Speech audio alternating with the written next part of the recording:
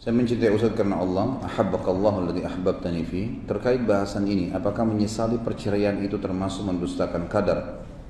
Juga tentang hadis perceraian adalah sesuatu yang halal tapi dibenci oleh Allah. Apakah sahih hadis ini? Hadis itu sahih tentunya. Amal halal yang paling dibenci oleh Allah adalah cerai. Itu dulu saya jawab hadisnya sahih. Kemudian kalau masalah menyesali perceraian, apakah itu mendustakan qadar? Tentu saja menyesali tidak. Kalau menyesali, ya, yang masuk dalam masalah dosa ini memungkiri. Kalau menyesali, kita pernah mencuri terus dipotong tangannya, dia menyesali perbuatannya itu, tidak masuk dalam mendustakan qadar.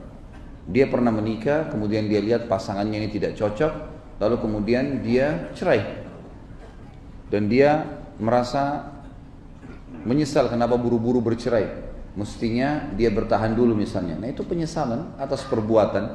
Ini tidak termasuk dalam mendustakan qadar insyaAllah, ya, tidak masuk dalam mendustakan qadar. Dan berbicara masalah perceraian, saya sudah berkali bahasakan teman-teman sekalian, tidak perlu seseorang itu menggunakan cerai. Kalau anda sudah menikah, dari awal menikah diniatkan memang ini kehidupan abadi sampai di akhirat sana. Sekalian, memang ini nikah suami istri sampai di akhirat. Setiap ada sesuatu yang belum terpenuhi dari pasangan kita, kita niatkan masih ada hari esok, masih ada lusa. Dan orang beriman tahu dia akan sampai di akhirat sana di surga abadi, khalidina fiha. Nanti di sana dia bisa berbagi.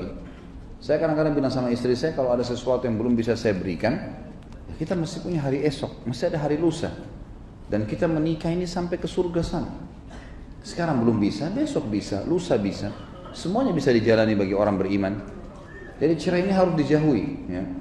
Ingat teman-teman sekalian, ada sihir atau tidak ada sihir, selalu target syaitan perceraian. Sebagaimana hadis yang sudah kita tahu sama-sama masyhur, iblis memiliki singgasana di lautan kata Nabi SAW, dan dia setiap hari menerima laporan anak cucunya. Ada yang mengatakan berkelahi, membuat orang berkelahi, ada yang mencaci maki, ada orang yang mabuk, dianggap biasa oleh iblis. Nanti ada yang mengatakan saya menceraikan suami istri, barulah oleh iblis dianggap itu sebuah prestasi yang sangat besar. Prestasi yang sangat besar yang semestinya, ya, dijadikan sebagai pegangan sebagai atau setiap orang beriman agar jangan sampai membiarkan syaitan itu masuk. Jadi jangan mudah kecewa dalam rumah tangga, jangan mudah putus asa. Kata Nabi SAW, orang mukmin tidak akan pernah membenci pasangan hidupnya yang mukminah, istrinya atau istri suaminya. Kalau dia menemukan satu kekurangan di satu sisi, dia akan mendapatkan kelebihan dari sisi yang lain. Kecuali memang masalah fatal, ya. Misal seseorang itu terus terjerumus dalam maksiat, mabuk terus, suka memukul, tidak menjalankan kewajiban-kewajiban, istri yang nusyud, keluar rumah sembarangan, tidak izin, berselingkuh, berbuat zina. Nah itu lain, diingatkan tidak mau tobat, ya ini saatnya kita berpisah, ya. Disitulah kita gunakan kalimat mulia cerai itu. Tapi kalau teman-teman kalau telat datang, lupa janji, sesuatu yang masih bisa ditoleransi, bisa diganti hari esok, kenapa harus ucapkan kalimat cerai? Nah, kenapa harus mengatakan pulangkan saya ke orang tua saya? Kenapa harus setiap suami mengancam, mengatakan kalau kau tidak begini saya akan ceraikan kamu? Kalimat ini sebenarnya nggak usah digunakan, karena ini masalah halal atau haram kemaluan pasangan kita.